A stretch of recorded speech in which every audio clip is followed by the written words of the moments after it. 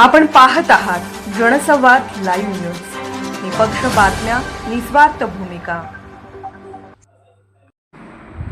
कृषी उत्पन्न बाजार समितीच्या आवारात दारू विक्रीस जागा देऊ नये, विविध संघटनांचे निवेदन. सीएसडी कॅन्टीनच्या वतीने कृषी उत्पन्न बाजार समितीच्या आवारात असणाऱ्या शेतकरी भवन येथे दारू विक्रीसाठी जागेची केलेली मागणी रद्द करावी, याबाबतचे निवेदन विविध संघटनांच्या वतीने तहसीलदार, पोलीस निरीक्षक व बाजार समिती यांना देण्यात आले आहे.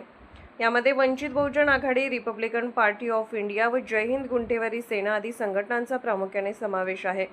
याबाबत दिलेल्या निवेदनात असे म्हणण्यात आले आहे की कृषी उत्पन्न बाजार समितीच्या आवारात असणाऱ्या शेतकरी भवन येथे अनेक गोरगरीब व गरजू लोकांच्या मुलामुलींचे विवाह, शेतकरी व सभासदांच्या बैठकी, त्याचबरोबर इतर काही शुभकार्य वेळोवेळी होत असतात.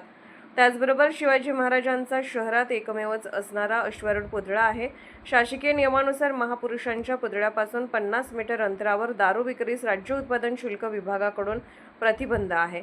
असे असतानाही सीएसडी कॅन्टीन कवठे महाकाळ यांनी दारू विक्रीचा व्यवसाय करण्यासाठी जागेसाठी कृषी उत्पन्न बाजार समितीकडे एक प्रस्ताव आल्याचे खात्रीशीररित्या समजून आले आहे.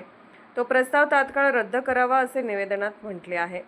वंचित बहुजन आघाडीच्या निवेदनावर तालुका अध्यक्ष दत्तात्रय आठवले, तालुका महासचिव सुरेश वाघमारे, उपाध्यक्ष शुभम चव्हाण, शहाजी मंडले यांच्या, तर रिपब्लिकन पार्टी ऑफ इंडियाच्या निवेदनावर तालुका अध्यक्ष पिंटू माने यांच्यासह पदाधिकाऱ्यांच्या, तसेच जय हिंद गुंठेवारी सेनेच्या निवेदनावर प्रदेश अध्यक्ष रामदास सावंतसह पदाधिकाऱ्यांच्या सह्या आहेत. सदर प्रकारची निवेदने तहसीलदार, पोलीस निरीक्षक व कृषी उत्पन्न बाजार समितीस देण्यात आली आहेत. जनसंवाद लाईव्ह न्यूजसाठी मुख्य संपादक चंद्रकांत जगताप, कवठे महाकाळ. जनसंवाद लाईव्ह न्यूज चॅनलला लाईक करा, शेअर करा आणि सबस्क्राईब करा.